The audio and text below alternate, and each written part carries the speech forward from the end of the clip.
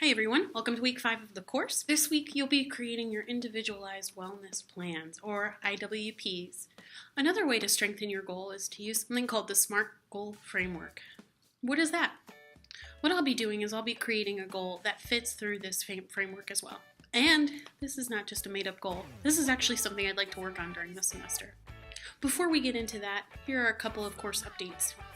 If you notice that some of the links are down or some of the posts aren't coming up, let me know as soon as possible. It's also helpful if you are as specific as possible about where you're finding that links aren't working or where you're finding that pages aren't connecting. That way I can address it as soon as I can. Most, if not all of you, should have the textbook by now. The textbook is available through the OSU bookstore, so if you got an email from Pearson saying that your book is on back order, I suggest that you try to cancel that order and reorder the textbook through OSU. I appreciate everybody's patience during this time. I know it can be frustrating to not get the textbook when you order it. If you find that it's Monday morning and you forgot to take a quiz, email me as soon as possible.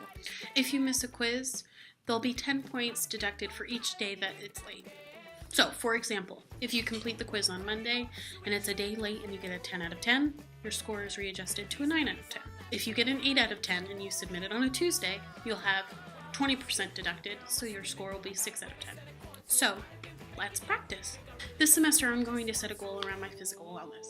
This is a domain, after taking the OSU Wellness Assessment, that I realized was important to me, yet I felt I wasn't doing as well as I could.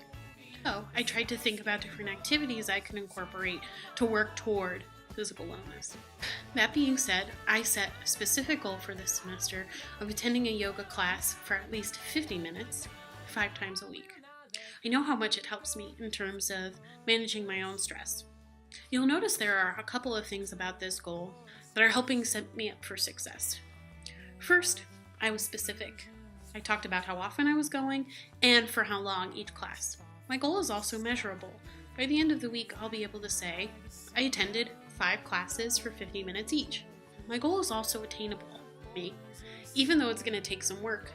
For me, it's important to set some boundaries and time aside each week so that I can attend a class, at least 5 times. This goal is both relevant and results focused. It's relevant to my interest and my desire to work toward physical wellness, and there are other results that come out of attending yoga, such as stress reduction. Lastly, my goal is time-bound.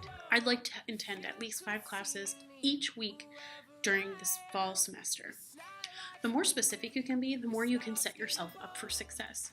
So for example, if someone sets their goal as, I want to get healthy, they might not have as many supports in reaching and achieving that goal. Remember that part of this larger assignment, you'll be giving some of your peers feedback on their progress toward their goals.